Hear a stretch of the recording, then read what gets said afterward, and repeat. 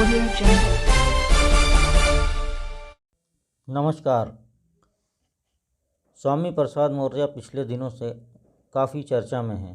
उन्होंने संघ प्रमुख मोहन भागवत पर निशाना साधा है।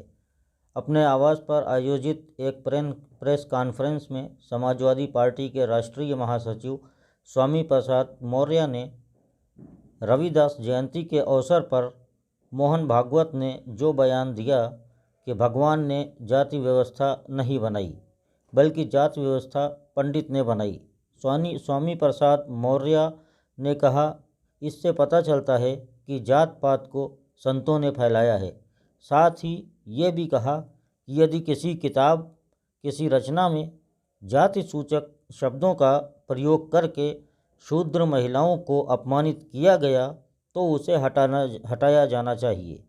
स्वामी प्रसाद मौर्य ने कहा कि मैंने सिर्फ उस अंश को निकालने को कहा जिसमें शूद्र महिलाओं का अपमान किया गया है।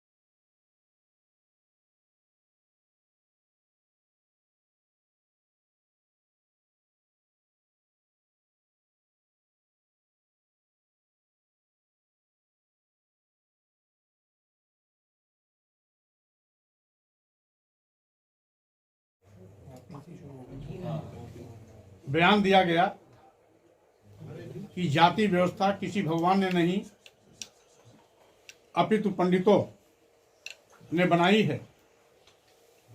इससे साफ जाहिर हो गया धर्म के नाम पर गोरख धंधा हजारों साल से चल रहा था। समय समय पर हमारे देश में पैदा होने वाले संतों, गुरुओं, महापुरुषों ने इस पर अपनी बात उठाई। संतों की भी एक कड़ी इसी जातिवाद, छुआछूत, ऊंच नीच पर लगातार प्रहार करती रही। संत कबीर, संत रविदास, संत गुरु नानक, संत तुकाराम, संत अछूतानंद और आदि संत गाडगे आदि तमाम संतों ने इस कड़ी को आगे बढ़ाया। सामाजिक परिवर्तन के तमाम महानायकों ने भी समय समय पर देश में जातवाद के फैले कैंसर को खत्म करने के लिए अभियान चलाया। सामाजिक परिवर्तन के महानायक ज्योतिबा फुले जी, सावित्रीबाई फुले जी, बाबा साहब डॉक्टर अम्बेडकर, पेरियार रामास्वामी नाइकर, नारायण गुरु, मानवर कांशीराम जी, और उत्तर भारत में भी माननीय रामसू वर्मा जी, ललई सिंह यादव जी, महाराज सिंह भारती जी, बिहार में शहीद जगदेव लेलिन जी आदि लोगों ने इस पर समय समय पर प्रचंड प्रहार किया। अभी भी मेरा अनुरोध है कि यदि हिंदू धर्म सुरक्षित रहे, सुनिश्चित रहे, तो बुराइयों को दूर करने के लिए धर्माचार्य आगे आए। साथ ही साथ यदि कभी किसी पाठ्य पुस्तक में या किसी रचना में कहीं भी जाति सूचक शब्दों का प्रयोग कर नीच अधम कहा गया। महिला समाज और शूद्र समाज को प्रताड़ित करने और अपमानित करने के लिए कहा गया। महिलाओं को नीच में भी नीच बताया गया। तो ऐसे सभी तथ्यों को तत्काल उन पुस्तकों से बाहर किया जाना चाहिए जिसके नाते समय समय पर इस विषय पर विवाद होता रहा। इन तोगड़िया जी ने भी कहा था कि स्वामी प्रसाद हमारे भाई हैं। मैं ये कहना चाहता हूं, अगर भाई दिखावे के लिए नहीं दिल से मानते हो तो आपको भी पहल करनी चाहिए। धार्मिक उन्माद न पैदा हो, धार्मिक टकराव न पैदा हो, धर्म के नाम पर किसी का अपमान न हो, किसी को गाली न दिया जाए, किसी को प्रताड़ित न किया जाए, किसी की उपेक्षा न की जाए। इसलिए हम इन तीनों बड़ी शख्सियत के नेता हैं, चाहे माननीय श्री भागवत जी हों, चाहे तोगड़िया जी हों, चाहे माननीय प्रधानमंत्री नरेंद्र मोदी जी हों।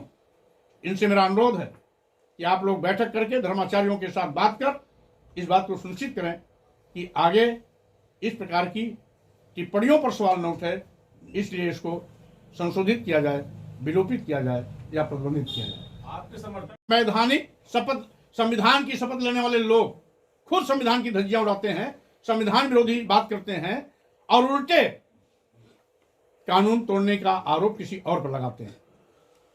आज यही विडंबना है। आज से चिल्ली बघाड़ने वालों का हौसला इसीलिए अफजाई है कि जब संविधान की शपथ लेने वाले संविधान की मंशा के विपरीत बात करते हैं तो स्वाभाविक रूप से जो उत्सृंखल स्वभाव के लोग हैं उनका हौसला बढ़ता है, प्रताड़नाएं बढ़ती हैं, अपराध बढ़ते हैं। आज मैं माननीय मुख्यमंत्री जी कहना चाहता हूं, आपको एफआईआर कराने का बड़ा शौक है और भी कठिन से कठिन धारा लगाने का बड़ा शौक है, तो तमाम संतों महंतों धर्माचार्यों ने जो सिर काटने के लिए किसी ने 21 लाख, किसी ने 51 लाख, जीभ काटने के लिए किसी ने 5 लाख, किसी ने 11 लाख, कान काटने के लिए, हाथ काटने के लिए और नाक काटने के लिए फरमान जारी किए हैं, किसी ने हत्या कर देने के लिए फरमान जारी किया है। क्यों नहीं उनके खिलाफ एफआईआर कराते हैं? क्या रिश्ते में लगते हैं? क्या ऐसे लोगों को बढ़ावा देंगे? संविधान का कानून, संविधान की व्यवस्था चलेगी नहीं चलेगी? कानून का राज चलेगा कि नहीं चलेगा? हमने तो केवल आपत्तिजनक टिप्पणी हटाने की बात की जो संवैधानिक दायरे के अंदर है। हमने कोई कानून का विरोध नहीं किया। किस बात के लिए एफआईआर? महाराज जी, ये जो आज 15 दिन से लंबा विचार विमर्श चल रहा, 16वां दिन है। इस विचार विमर्श में जातवाद का नंगा नाच करने वालों की चूल्हे हिल गई हैं। उन्होंने कहीं न कहीं इस बात का खतरा देखा कि फिर से हिंदू धर्म में कहीं पलायन न हो जाए, कहीं और किसी धर्म की ओर न जाए। इसलिए समय की नजाकत को देखते हुए आरएसएस प्रमुख श्री भागवत जी ने भले ही मजबूरी में यह बयान दिया, लेकिन उनकी चिंता जायज है। मैं इतना केवल इतना कहना चाहता हूं, आरएसएस प्रमुख श्री भागवत जी अगर मन से इस बात को कहे हैं, अगर दबाव में नहीं कहे हैं, तो धर्म के नाम पर वर्ग विशेष, जाति विशेष, वर्ण विशेष को अपमानित करना, गाली देना, आपत्तिजनक टिप्पणियों सहित सभी उन अंशों को हटवाने के लिए पहल करें, क्योंकि उन्हीं के संरक्षण में आज केंद्र में सरकार है, देश के तमाम प्रदेशों में सरकार है। माननीय प्रधानमंत्री नरेंद्र मोदी जी देश के प्रधानमंत्री हैं और माननीय प्रधानमंत्री नरेंद्र मोदी ने भी कहा था 2014 लोकसभा चुनाव के समय जब किसी पार्टी ने उन पर किसी टिप्पणी की थी तो उन्होंने भी नीच होने के अपमान का दंश झेला था। सार्वजनिक सभाओं में, एक नहीं अनेक सभाओं में कहा था कि पार्टी विशेष के लोग हमें नीच कहते हैं क्योंकि मैं पिछड़ी जात में पैदा हुआ हूं। और अभी अभी जब माननीय प्रधानमंत्री नरेंद्र मोदी जी पिछड़ी जात में नीच होने का अपमान झेल चुके हैं। माननीय मोदी जी का मतलब जो गुजरात में 4 बार मुख्यमंत्री रहा हो, उस समय देश के प्रधानमंत्री के दावेदार थे, आज दूसरी बार देश के प्रधानमंत्री हैं। जब ऐसी शख्सियत को भी इस जातवाद के दंश और जहर को झेलना पड़ता है, तो गांव के एक सामान्य दबे कुचले पीड़ित शोषित दलित पिछड़े आदिवासी समाज के व्यक्ति का क्या हाल होगा, इस देश की महिलाओं के साथ कितना सौतेला व्यवहार होता है, इसका अंदाजा नहीं लगाया जा सकता। आज समय है कि सभी लोग बुराइयों, कुरीतियों, धर्म के नाम पर किसी को अपमानित करने, छलने, धोखा देने, गाली देने से संबंधित टिप्पणियों को हटाने का कष्ट करें। वैसे भी आज हम सभी भारतीय संविधान की व्यवस्था से संचालित होते हैं। भारतीय संविधान में अनुच्छेद 15, जिसमें कहा गया है कि जाति, वर्ण, लिंग, जन्म स्थान के नाम पर किसी के साथ किसी भी प्रकार का कोई भेदभाव नहीं किया जा सकता। यानी जब साफ और स्पष्ट है कि धर्म, जाति, वर्ण, लिंग, जन्म स्थान के नाम पर किसी को अपमानित नहीं किया जा सकता, किसी को प्रताड़ित नहीं किया जा सकता, किसी को किसी अधिकार से वंचित नहीं किया जा सकता, सबको समान अधिकार है। इसीलिए भारतीय संविधान के दिए गए निर्देश के सम्मान में भी धर्माचार्यों को आगे आना चाहिए।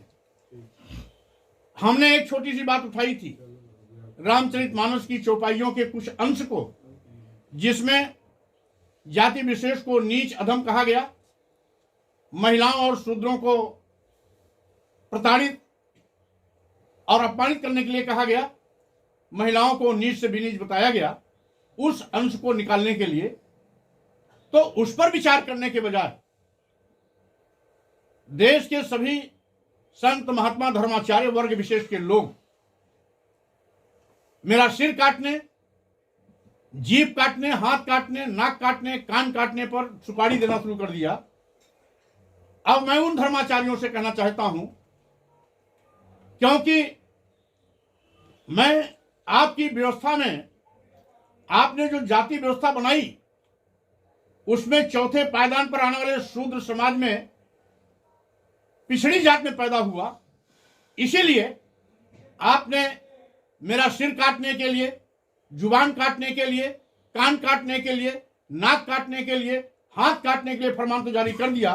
क्या आपके अंदर हिम्मत है कि आरएसएस प्रमुख भागवत जी के भी सिर, जीभ, हाथ, नाक काटने की हिम्मत कर सकेंगे? Audio Jungle.